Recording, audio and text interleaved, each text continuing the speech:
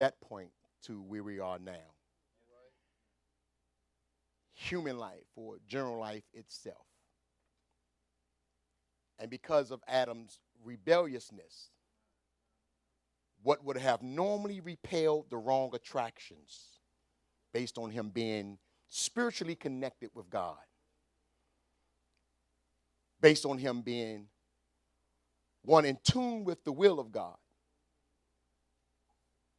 what would have normally repelled the wrong attractions has now attracted everything that can hinder, cause pain, or hurt. Go back to the cradle. And you will see that there was a time when man could have repelled what would have hurt, hindered, bothered, or caused pain. And because we were not part of that process, we enter into this world with human life, general life, with the burden that comes with it. Just stay with me here. I'm back. And what would have or could have repelled if he would have just stayed with God has now attracted everything that has and will hinder. It's funny because when I read this, the Lord reminded me of this black coat that I had. This black coat that I love to wear all the time. And because of the color of the coat, it was hard for me to see or notice if it needed cleaning. All along, it kept getting heavier and heavier. And so, to the point I dread wearing it because of the heaviness of the coat. But it was not until I decided to take it to the cleaners to get it repaired. The jacket felt light after it was clean. Are y'all with me? What led me to the cleaners was the repairing, not knowing the heaviness was part of it. And after the coat was clean, it's just me and my coat, after it was clean, I thought I was given the wrong coat. That's when I realized how soiled it was.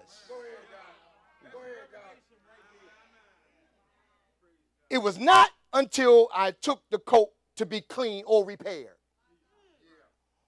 Didn't know that the coat was soiled, but it was heavy.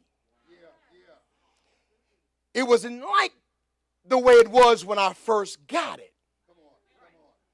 And because of the color of the coat, I didn't realize how dirty it was until I made the decision to get it repaired.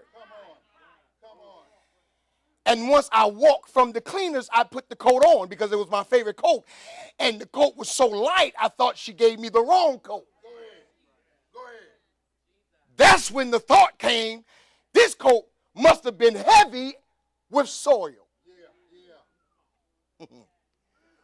We will never detect how much weight we are carrying until the Lord decides to lift it up off us. You don't realize how much weight you're carrying around because of the color. It's hard to detect. It has to be someone professionally minded to be able to clean and repair at the same time. It's the weight here that we carry that we don't realize until the load is lifted up off us. If we can picture man like a ball of tape rolling from the time of beginning every day, from the beginning, and imagining all the things that has attached itself upon it.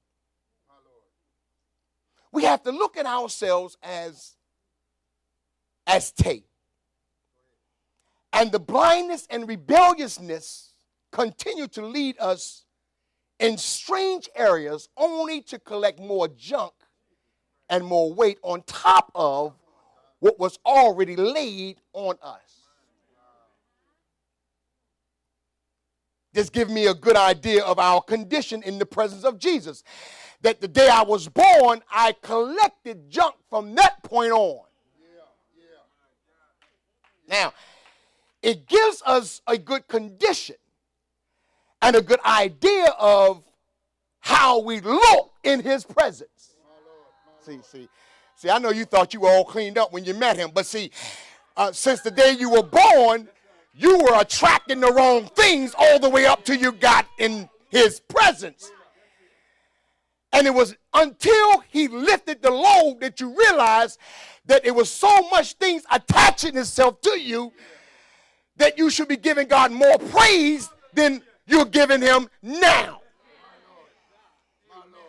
Because it was the blindness and the rebelliousness of our lives that placed us in areas only to attract more things. You don't realize or didn't realize how dirty you were when you were in the presence of God. You don't realize how much stuff you picked up until he took it off. You don't realize how bad of a condition you were in until you felt his presence in your life. It's some things you are aware of and some things you realize once God has changed your life, I didn't even know I had that in me.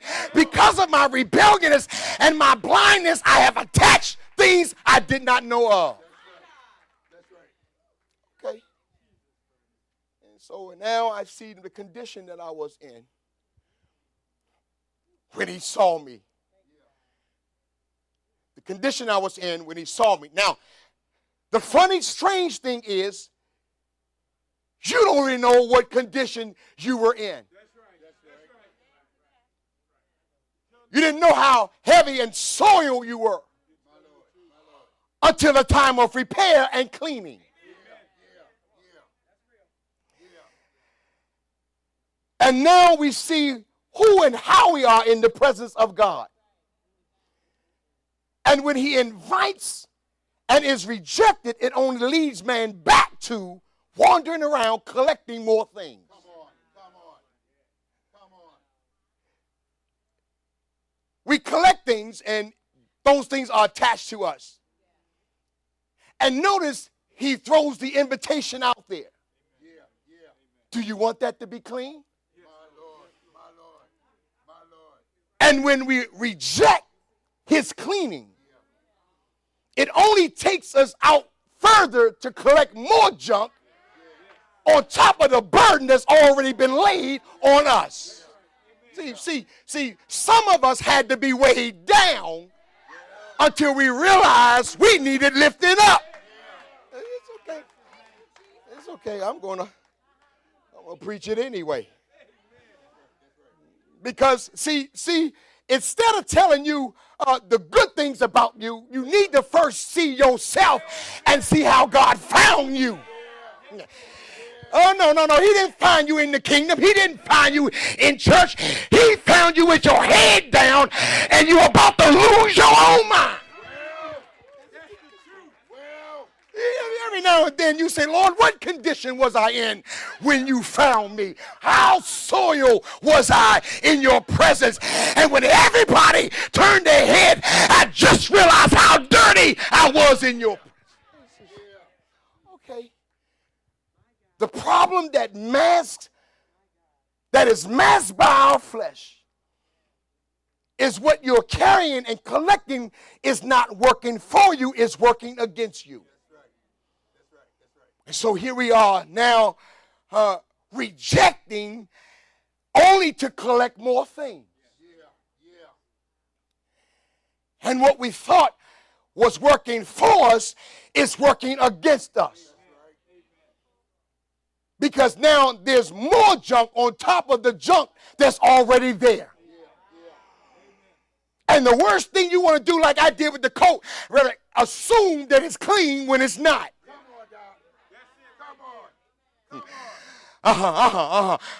Because the sad thing is, I can try to convince myself, but the funny thing is, when other people start to pick things off, the coat I thought was clean.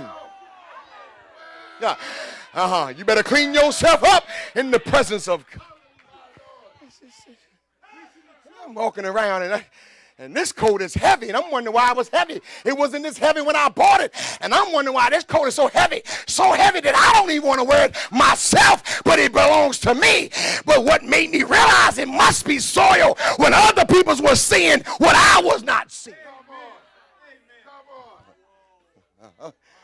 Okay. All right, so now what I thought was working for me is working against me. In other words, if it will have you thinking you are finding your place in it, while really it's finding its place in you. So now not only are you weighed down, but you become worn out.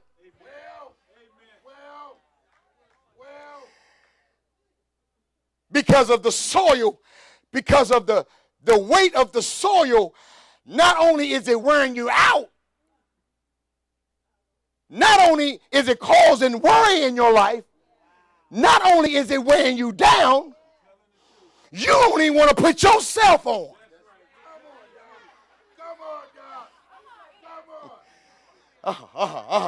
It's not until like I got to the point where it didn't matter how cold it was, I was sick of the cold.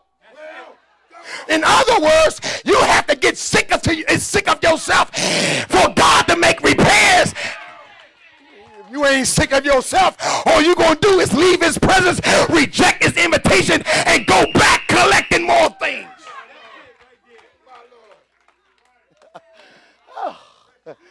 It's just you collecting more things. And thinking that it's okay to reject what he's saying, you begin to collect more things. Now, have you noticed that it's 7 times worse than it was before? Because it's going to be dirtier today than it was yesterday. And it will be dirtier tomorrow than it is today. Because the more I'm away from his presence, the more I attract those things that will hurt and hinder my life. Okay, William Barclay, he said this. He said, the tragedy of life and of the world is not that men do not know God. The tragedy is that knowing him, they still insist on going their own way. Yeah. That's the tragedy. Yeah. You know what's messed up is when you don't know you need cleaning. That's messed up. Everybody can smell the coat but you. Everybody can see the dirt but you. But why can't you see? The tragedy is it that when the invitation is given, man insists on doing their own thing. Matthew now what he does is he ends this chapter with the gospel invitation. A gospel relief. Now, I'm going to work this thing. He ends it with a relief. Now, what did God see to the point where he had to offer some relief? How did I look for him to have pity on me?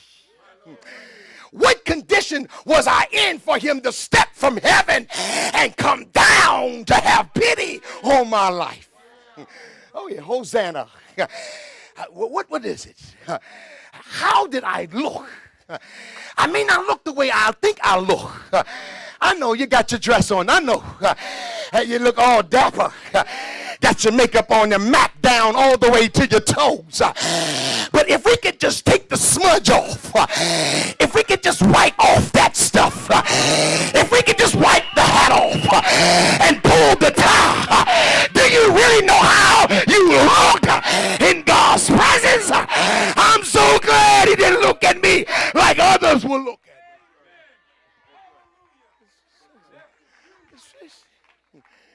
You know now. Okay, now, Deacon Lloyd, what humbled me when people start to point out the dirtiness of my coats. Because I thought I was doing something, you know. I'm wearing this coat and I thought I was looking well, but what humbled me when others started to see the dirt on me that I could not see myself. anxiety comes, where anxiety is a type of pride.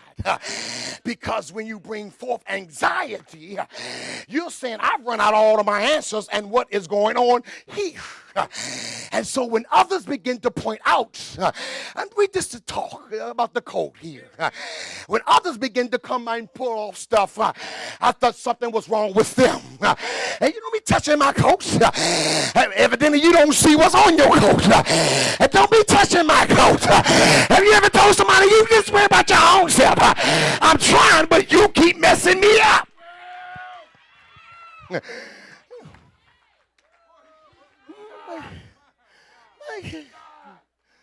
My condition. How did he find me? He said, Israel, you were in a pool of blood, strangling yourself. And I come down to have pity because no one else wanted to touch you. Wait a minute. What do you mean no one wanted to touch me? I'm wearing Mont Blanc. What do you mean don't want to touch me? These shoes are Prada's. And I'm wearing Paul Frederick shirts with Miglos jeans and shoes. What do you mean? This is an Italian suit. What do you mean no one wants to touch me? Well, you can clean dirt up, but dirt is still dirt until it's cleaned up by God. What humbles you is when you realize how he found you.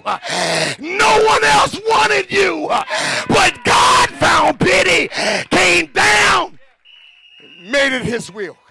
You know why I'm shouting? Because his will was to clean me up. Okay. So Matthew now says, he ends with this invitation of the gospel of relief. Jesus saw that men now took life painfully. Well, you're going to have to see this.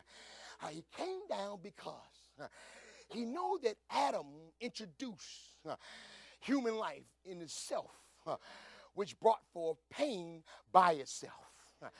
But he noticed that the more you was living, the more things were attaching itself to you.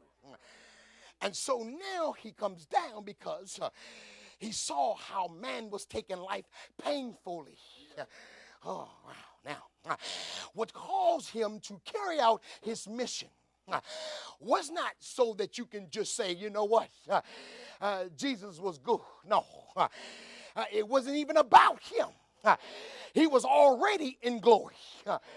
He was already part of the triune. What brought him down was life. What brought him down was how we was living life painfully. In other words, he was trying to offer some relief. Y'all ain't getting this. He comes down because he says, even though you're going to have to live here to be 90, you don't have to live it painfully. I'm going to offer some relief. Now, when I offer to clean you up, when you reject me, what you're going to do is only attach more things to your life. Okay. All right. Now, he gives this invitation of relief because he saw how we were taking life painfully. He saw how life was beating us up. How good God is. He saw how life was beating us up. He saw how things were being attached to us because we were like a ball of tape.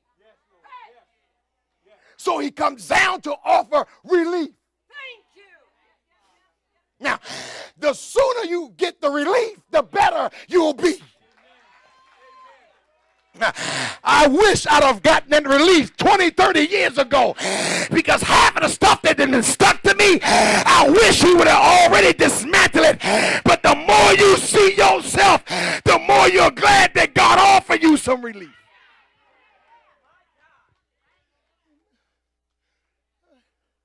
So Matthew says now he gives this invitation of relief because we were taking life painfully. Going through life in pain. Life beating you up and burdening you down. And every day that you're born, You're trying to mask it with your own superficial joy and pleasures, only to allow yourself to be attached to more things. And the Lord said that we don't realize how low and how heavy burden we are. So let me come and offer some. Are y'all with me here? I come to church because God offers relief.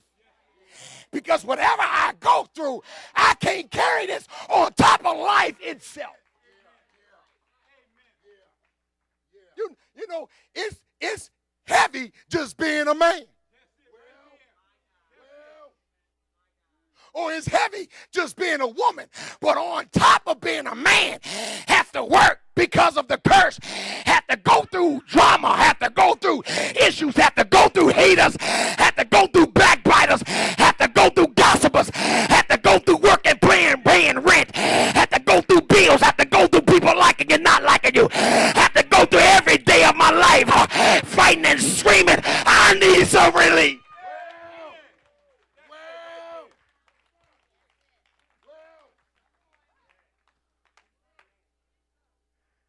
You never realize everything else on top of life, general life itself, that has attached. Okay, now, with all this weight, he offers relief.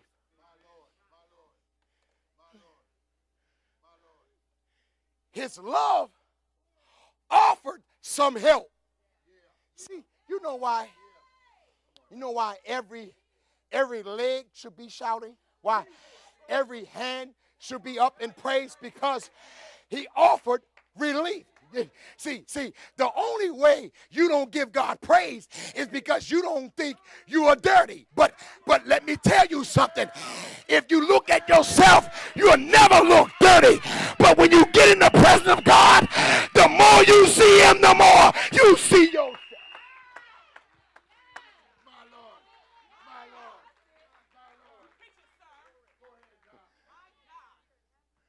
It's like wearing a shirt you thought was clean in a bright light. You see a stain that you never thought you saw. And every time you get in the presence of God, you realize how heavy you are. And then he says, my love offers some relief. Okay, write this down. Quick points here. I may have only one point, and then the Lord may add. Who knows? The first point is drop your agenda. He says, in verse 28, he says, come. When he says come, you drop your agenda. Because what happens is your agenda in the presence of God is more weight on top of what you need to carry. I'm carrying too much. You know the only thing I need to worry about is his presence? Y'all ain't get that one. He says, come. Do you mean the only thing I need to worry about is how I come into his presence? You mean I'm carrying too much? You mean I'm being weighed down with too much? The first thing I need to do is drop my agenda. Because we have to be willing and recognize I'm here because I need repairing and I'm soiled. Drop your agenda. Did you write that down? Drop your agenda. Now, first we have to realize two things. That Jesus does not need you. Yet, too, he invites you. What type of invitation is that? He does not need me, but yet he invites me. Because I'm not relieving him of his burden. He bore it all. And he counted it finished when he was finished. So he's not looking at me as if he needs me. I need Jesus. Yet he invites me to relief. So being weary internally is being internal exhausted. But being heavy laden is external exhaustion. That's the heavy load being dumped on what's already to a weary person. So in other words, he says, not only internally are you weary, but externally you are exhausted. In other words, that's more stuff that's dumped on top of what you're already dealing with. And only God can see that you need help. Because internally, I'm exhausted. Have anybody inside been exhausted? I mean, just inside. Nobody knows what the outside looks on the outside. No one can see what's happening on the inside. And on the inside, I'm just exhausted. I'm just exhausted. I can't even lift my hands. I'm so exhausted. And on top of that, on the outside, you can tell it on my face. You can see how I'm walking. You can see how I'm talking. That it's weighing me down. And God loves so. And he offered help. Listen. You got to let me preach this. You have to. You have to. You got to drop the tight face and smile a little while and give your face a rest.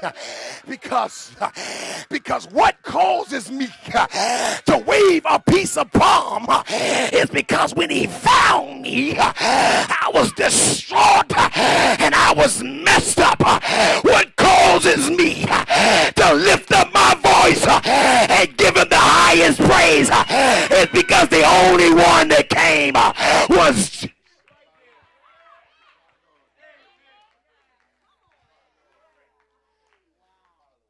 now. I'm not leaving here with all this stuff dumped on me. So whatever I'm walking into, I'm walking out of it.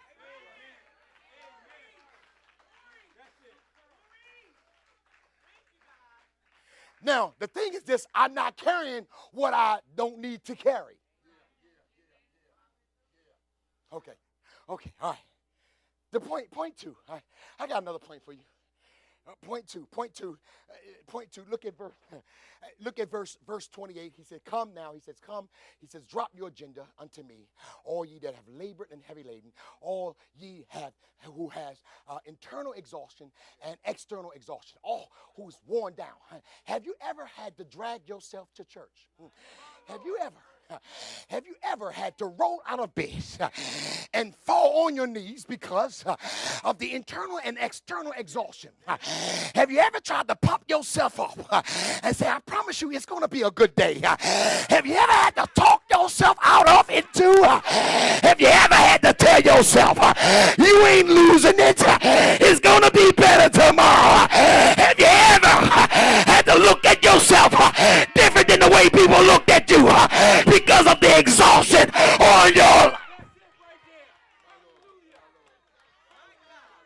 It's going to be all right.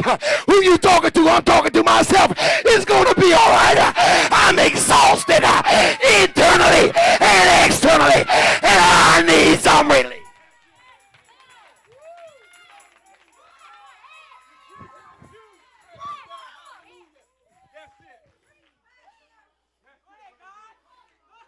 He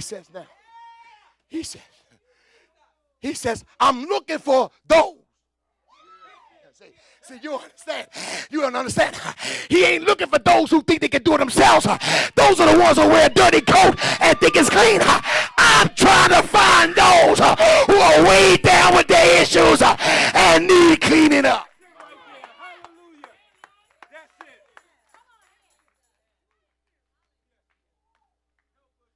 Okay.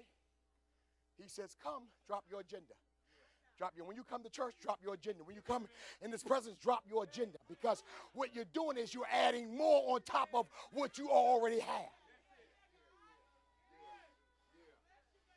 You know why? He says, don't think about tomorrow, because tomorrow have enough trouble of his own, because you got enough weighing you down today.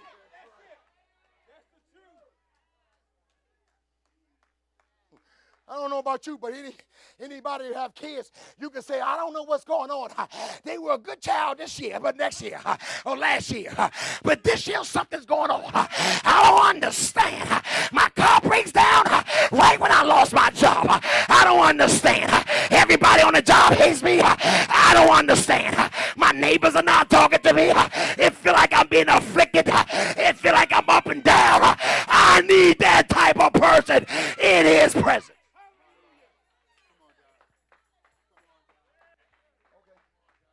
He says, drop your agenda. See, he don't need you to remind him how dirty you are.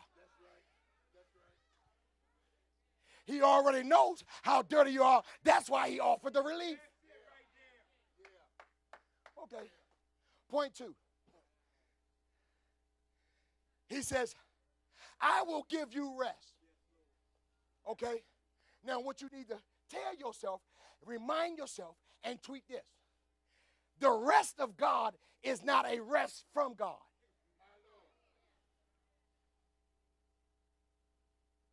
The rest of God is not a rest from God. You need to stay close to the one who cleaned you up. Okay. Can we go back to the coat? The reason why I go to the same cleaners, because they clean my coat well.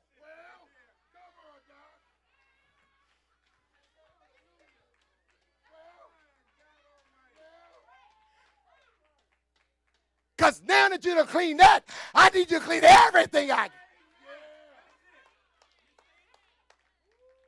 Okay, now, the rest of God is not a rest from God. He says, I will give you rest in the labor, but not rest from me. See, what you don't understand is, once he offered you the relief, it wasn't for you to scatter. It was for you to have relief in your laboring. The problem is, we get rest from God, and now we get away from God. And then you wonder why. You have to be reminded of how dirty you are.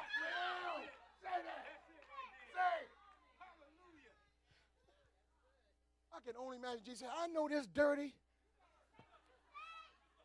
Oh, act like now they don't have to pay tithe. They don't have to give offering. Who gave them that job? This don't make no sense. I know. When I found them, they couldn't even find themselves. But how dare them get above themselves? 2 nickels above lunch money, a little car and a fancy house, and you don't want to give me praise. Who holds your sleep? Who woke you up this morning? Who started you on your day? Who cleaned you up? Somebody say Jesus.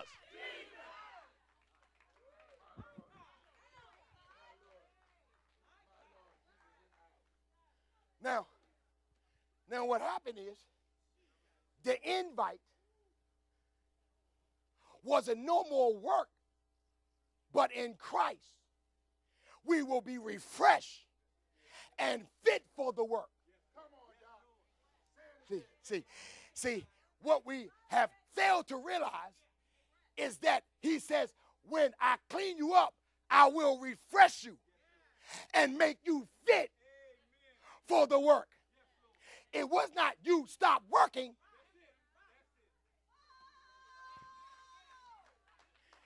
It is so while you're working, you are refreshed in the work. You know why I don't get tired of preaching? It's not because I'm running away from preaching. It's while I'm preaching, he is refreshing me and causing me to be fit for the. Look at somebody and say, stop running away. Now, when you reject the invitation, you run away and you attract more things. And when you come back into his presence, you're more heavier than you were when he offered the relief the first time.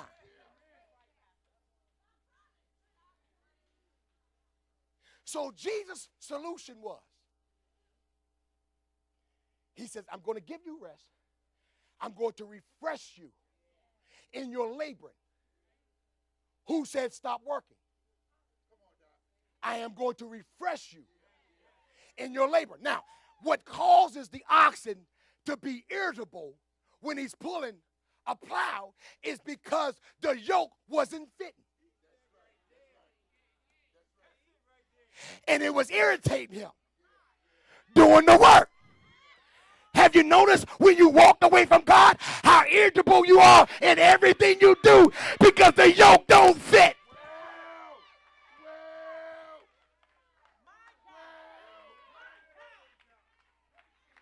And here you are doubling up on this and tripling up on this, and you wonder why you get irritated and nobody don't even want to have a cup of coffee with you because you got the wrong yoke on.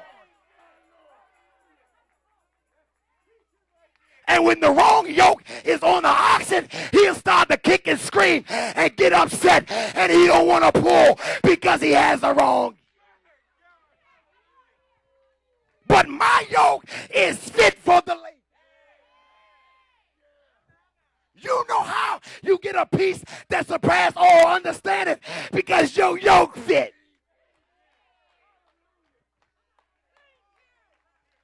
You want to know how you can pray in the midst of a storm because your yoke. You want to know how you can keep your mind in the midst of tribulation because my yoke.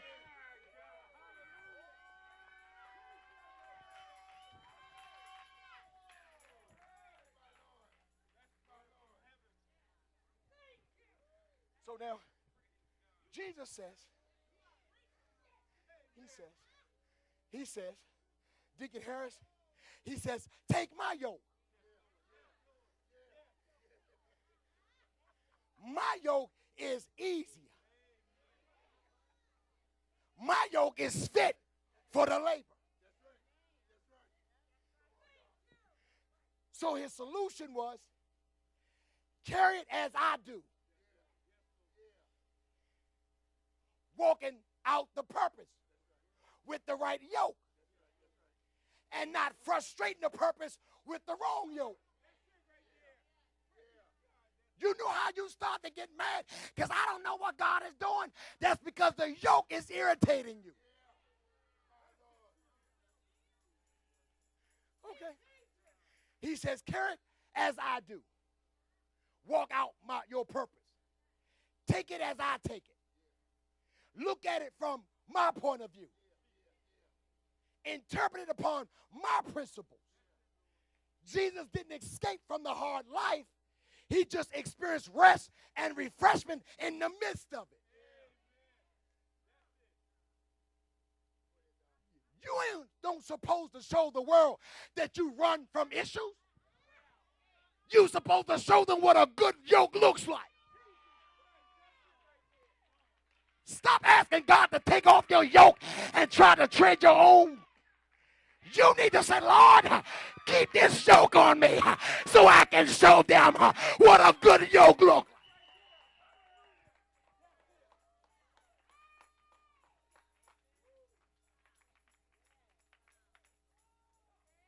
Only a good yoke would say, preach, pastor, when you know you're getting cut up.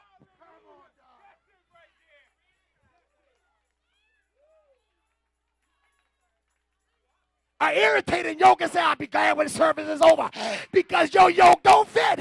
But if your yoke fits, you will give God the highest praise. I'm ready for the whole.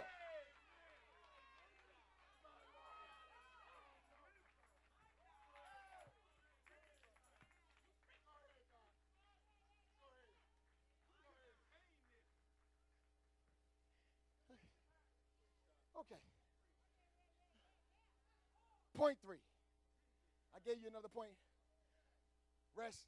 The rest of God is not a rest from God. That's a point. Point 3. He gives the prescription for weariness. He gives the prescription for weariness. He says, my yoke is easy. Now, what's exciting about this is Jesus saying, what I am giving you to bear is no load. Because my yoke is the key to your rest. Now, what you don't understand is that really you're not carrying a load.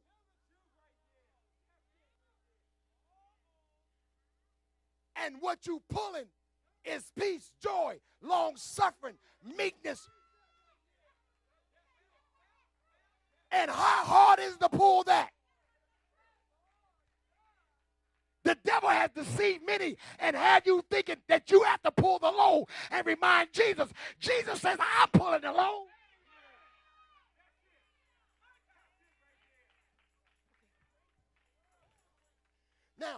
Now, okay, how?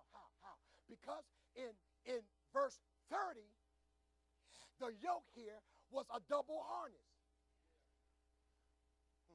Okay. It keeps us bound together with him. Okay. So normally, farmers would put a double yoke on an experienced ox and an inexperienced ox, because the experienced ox know the field.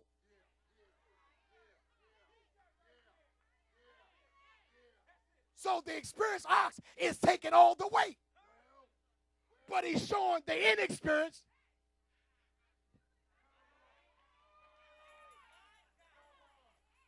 Jesus said, my yoke is easy. If you walk with me, I'll carry the weight and you'll learn how to walk. So the farmer would put a double yoke or a double harness on the experienced ox and the inexperienced, so that the experienced ox can show the inexperienced the working of the field.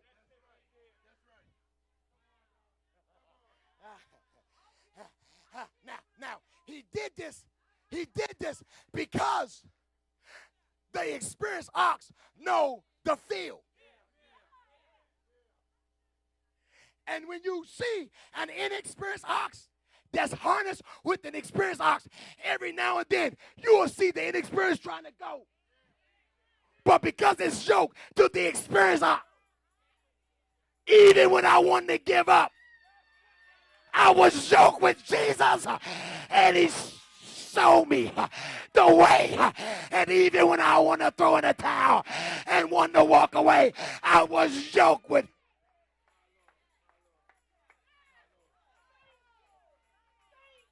Somebody say, Lord, show me the way.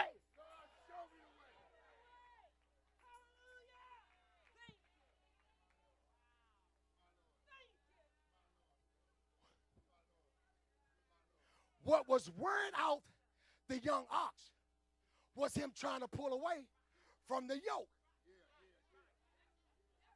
The sad thing was, he didn't realize he was yoked until the end of the plowing. Once you accept the invitation, you are yoked with Jesus. It's easier to work the field with him than to get out of a yoke that you can't control.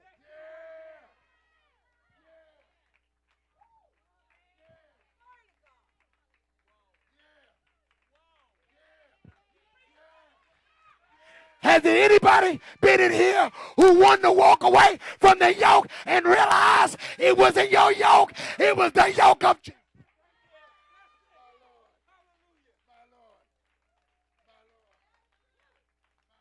What you need to do is stop fighting and wake up in the morning and say, Lord, show me how to work this field. Since I'm yoked with you, since I can't go away, then Lord, show me how to work this.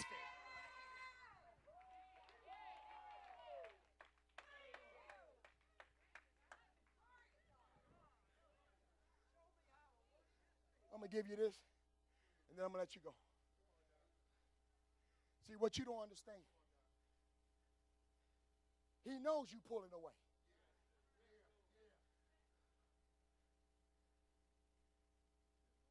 And when you have accepted the relief, you can't get away.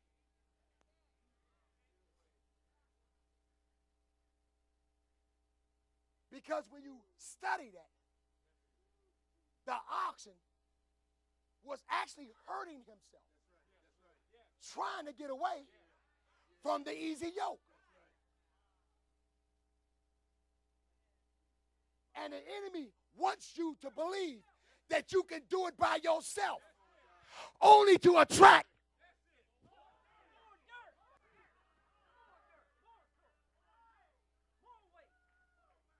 Because when the young oxen got away, he started running the field ragged and messing up the field.